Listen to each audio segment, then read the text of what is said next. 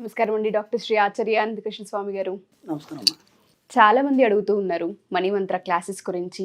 Episode start చేసే కన్నా ముందు ఇన్ఫర్మేషన్ ఇద్దామని ఉంది. క్లాసెస్ ఎక్కడెక్కడ, ఏ ఏ ప్రాంతాల్లో, ఏ ఏ డేట్లలో పెట్టబోతూ ఉన్నారు? ఓకేనమ్మా. మనకి ఇప్పుడు 2024 అమ్మా.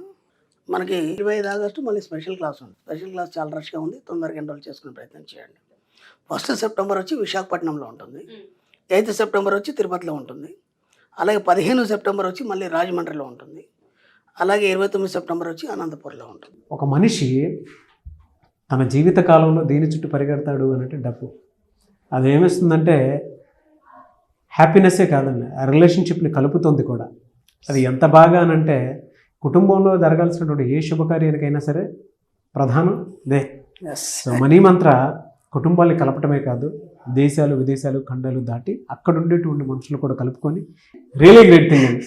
మా అఫిర్మేషన్ మా దగ్గర ఉంటే బాగుండు, క్లాసు గురుగారు మా దగ్గరికి వస్తే బాగుండని చాలామంది అదే చెప్తున్నారు. ఖచ్చితంగా దుబాయ్ వస్తారండి, మీరు ఇక్కడ క్లాస్ పెడతారని మేము బాగా అఫిర్మేషన్ చేసాం, అందుకే మీరు వచ్చారు కావచ్చు. ఒకసారి ఏమైందంటే నేను ఎందుకదే అఫిర్మేషన్ తీవ్రమైనటువంటి ఆలోచన చేసినప్పుడు అది ఎలా పనిచేస్తుంది అనేది నేను సబ్జెక్ట్లోకి వచ్చిన కొత్తలో ఆ గుంటూరు ప్రాంతంలో వెళ్ళాను. ఒక ఆవిడ మన క్లాస్కి వచ్చింది.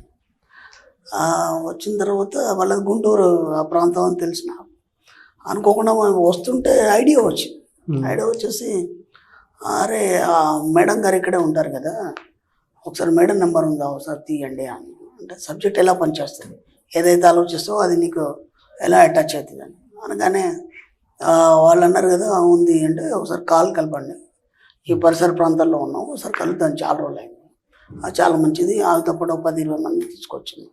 అందరికీ పాజిటివ్ చెప్తారు. అన్ఎడ్యుకేటెడ్ అయినా అంత చక్కగా చెప్తారు సబ్జెక్ట్, అందరికీ చెప్పి మరీ తీసుకొస్తారు క్లాస్. నీకు ఎందుకమ్మా శ్రమ అంటే, లేదండి మీరు ఇంతమందిని మార్చారు, నాతో ఆయన అంత బట్టి నన్ను ఏం చేస్తాను, సరే అని చెప్పేసి కాల్ చేస్తే కలవలేదు. ఓకే 2-3 సార్లు చేస్తాం, ఇక ఆ ఊరు దాటి వెళ్ళిపోతున్నాం. కాల్ వచ్చింది ఆవిడ నుంచి. కాల్ వచ్చిన తర్వాత ఏమ్మా అక్కడ మీరు అది అంటే మా పొలం దగ్గర అన్నారు. మేము ఇక్కడ ఉన్నామంటే నేను మనిషిని పంపిస్తానండి, మీరు వచ్చేయండి, జస్ట్ ఒక 10 నిమిషాలు అంతే. సరే అని చెప్పేసి వెళ్ళాము. మీరు నమ్మండి, అక్కడ 10 మంది ఆడోళ్ళని పోగేసుకొని చాలా రోజులైంది మనం క్లాస్కి వెళ్ళాక, గురువుగారిని ఒకసారి కలవాలా అని వాళ్ళు డిస్కషన్ చేస్తున్నారు. నాకు తెలియదు. వెళ్ళగానే అందరు అక్కడే ఉన్నారు. అంటే మన క్లాస్కి వచ్చిన ఐడియా ఉంటుంది కదా మనకి, ఏంటమ్మా అందరు ఇక్కడ ఉన్నారు అని అంటే, మీ గురించే డిస్కషన్ చేస్తున్నామండి తీవ్రంగా, ఎప్పుడు వెళ్ళాలి క్లాస్కి, గురుగారిని ఎప్పుడు కలవాలి, పర్సనల్ అపాయింట్మెంట్ ఎప్పుడు తీసుకోవాలి, ఇవన్నీ ఆలోచిస్తున్నామండి. అనుకోకుండా మీరే వచ్చి అంటే మనం ఏదైతే ఆలోచిస్తామో మనకు తెలియకుండానే వాళ్ళ అఫర్మేషన్ మన అన్నట్టు లాక్కెళ్తుంది. మన అఫర్మేషన్ ఏదైతే ఉందో అటువైపు లాక్కెళ్తుంది. అర్థమైంది? అది సబ్జెక్ట్.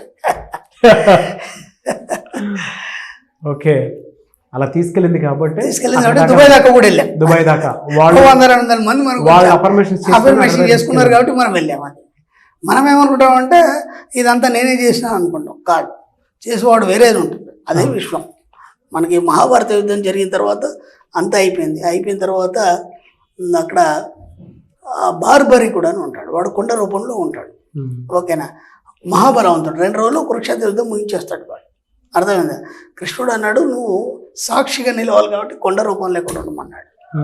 మహాభారతం అంతా యుద్ధం అయిపోయిన తర్వాత ఈ పాండవులు వీళ్ళందరూ వెళ్ళారు దగ్గరికి. వెళ్ళేసి ఎలా జరిగింది యుద్ధము, 2 రోజులు జరిగింది కదా, ఎలా జరపబడింది, ఎలా చేశారు? ఆయన ఒకటే అన్నాడు, ఎవరి మీద గెలిచారు, అసలు ఏం జరిగింది? ఒక నల్లని వాడు వచ్చాడు, వాడేమో పొడుగు నామాలు ఉన్నాయి. ఇంకో తెల్లని వాడు వచ్చాడు, అడ్డం నామాలు ఉన్నాయి. అనంతమైన ఎత్తులో ఒక అదృశ్యమైన శక్తి రూపంలో కనిపిస్తూ వెళ్తున్నారు. 10 నిమిషాలు యుద్ధం ముగిసిందన్నాడు. 18 రోజులు యుద్ధం జరిగితే 10 నిమిషాల్లో యుద్ధం ముగిసింది, మీరేంటి ఇన్ని రోజులు అని చెప్తున్నారు అన్నాడు. ఆశ్చర్యపడినారు. అంటే విశ్వం అనేది దాని టైం కూడా చాలా స్పీడ్ కాబట్టి మనకు అట్లా అనిపించింది. అక్కడ జరిగిందో 10 నిమిషాలే, అక్కడ చేసింది కృష్ణుడా అర్జునుడా వీళ్ళందరూ కాదు, పాండవుల కౌరవుల ఇదంతా కాదు. అనంతమైన శక్తి ఏదైతుందో నీ లోపల అంతర్లీనమైన శక్తితోని, అనంతమైన విశ్వశక్తితోని ఏకమైనప్పుడు మీకు తెలియకుండా మీ జీవితంలో ఎన్నో అద్భుతాలు జరుగుతాయి. అది అసలు విషయం. మనం అనుకుంటాం ఇది నేనే చేశాను అనుకుంటాం, నువ్వేది చెయ్యవు. నీ యొక్క ఆలోచన విధి విధానం ఏదైతుందో అది విశ్వంలో రికార్డ్ అయ్యి అది ఒక డిజైన్ తయారు చేస్తుంది. మనం అనుకుంటే ఇది నేనే చేసాం అనుకుంటాం, ఆ డిజైన్ ఇంకా అద్భుతంగా ఉంటుంది. మీరు ఆలోచించిన దానికంటే ఇంకా అద్భుతం.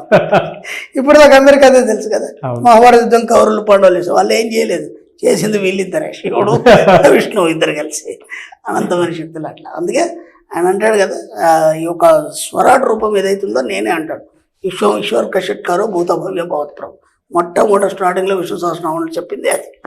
ఎలా ఉంది ఒక విశ్వం యొక్క భూత భవిత వర్తమాన కాలాలు, నేనే అంత అయి ఉన్నానని అంత చెప్పడం జరిగింది. అది మన సబ్జెక్ట్. పర్టికులర్గా ఏం చెప్తున్నారు స్పెషల్ వీడియో? జాకోబీ అనే ఒక రచయిత ఉన్నాడు. ఆయన ఏమంటాడంటే, మీకు కావాల్సిన వాటి ఏవైతే ఉన్నాయో, మీకు ఒక వస్తువు నచ్చింది ఏమంటే ఏమంటాడంటే ఆయన థ్యాంక్స్ చెప్పుకోమంటాడు.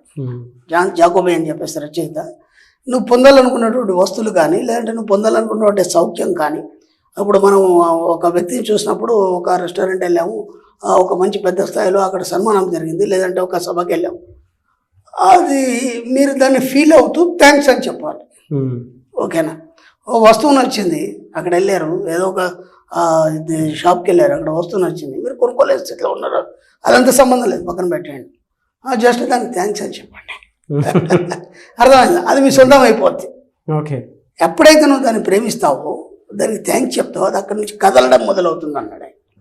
అది డబ్బు కావచ్చు, సంపద కావచ్చు, ఐశ్వర్యం కావచ్చు, ఏదైనా కావచ్చు. కాబట్టి మీకేమేం కావాలి ఊహించుకున్నాడు అని పక్కన పెట్టండి, కనీసం ముందు థ్యాంక్స్ చెప్పడం అలవాటు చేసుకోండి. అవును, ముందు థ్యాంక్స్ చెప్పడం అలవాటు చేసుకోండి. నేను ఇంతకుముందు కూడా ఎగ్జాంపుల్ చెప్పాను మన సబ్జెక్ట్లో. నేను ఒక చిన్న ఎగ్జాంపుల్ చెప్తాను. నాకు ఎప్పటి నుంచో ఒక షాప్ నుంచి వెళ్తున్నాను, కార్ స్పీడ్ వెళ్ళిపోతుంది, అక్కడ పార్కింగ్ కూడా లేదు, వస్తువు తీసుకోవాలి, ఆ మిర్రర్లో చూస్తున్నాను, అది కొనాలి అనుకుంటున్నాను, అసలు వీలు కావట్లేదు ఎంత కూడా. ఏంట్రా ఇది ఎన్నిసార్లు అనుకున్నాను కావట్లేదు, ఒకసారి మా బాబుని ఆపమన్నాను, ఆపితే అక్కడ అది వస్తువు లేదు. రోజు లేకపోతే అప్పుడప్పుడు వైపు వచ్చినప్పుడు కనిపించేది, అక్కడ వస్తువు లేదు.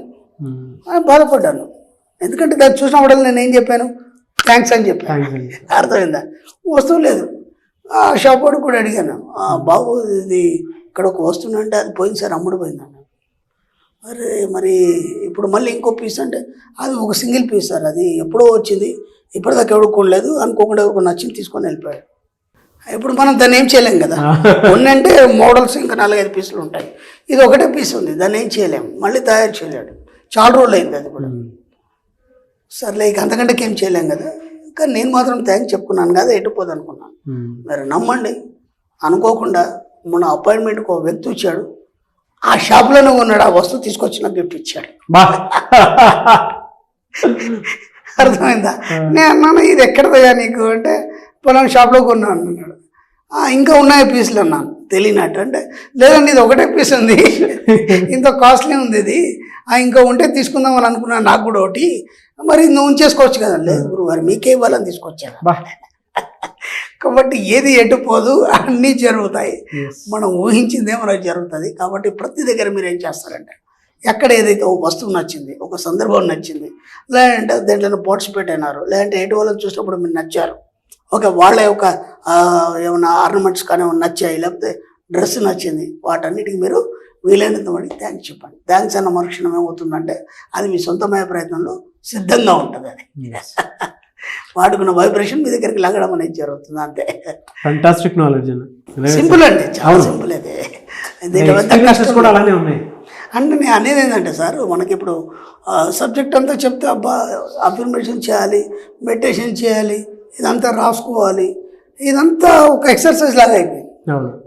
దీంట్లో ఎలాంటి ఎక్సర్సైజ్ లేదు కదా, ఎంత సింపుల్ ఉంది. ఒక కారు నచ్చింది, థ్యాంక్స్ అని చెప్పండి, పోయేదే ఉంది, దాంట్లో పెద్ద ఖర్చు లేదు కదా. ఖచ్చితంగా ఏదో ఒక రోజు కారు మీ దగ్గరకు వచ్చేస్తుంది. వస్తువు నచ్చింది, థ్యాంక్స్ అని చెప్పండి. చాలా అంటే సబ్జెక్ట్ అనేది మెల్లి చాలా సింప్లిఫై అయిపోవాలి. ఒకే మూసపోసిన పద్ధతిలో అఫర్మేషన్ ఎంతకని చేస్తాడు వాడు, వారం రోజులు చేస్తాడు, 10 రోజులు చేస్తాడు, తర్వాత పక్కన పడేస్తాడు, మళ్ళీ క్లాస్కి వచ్చినప్పుడే గుర్తుకొస్తుంది, మళ్ళీ గుర్తుకు రాదు.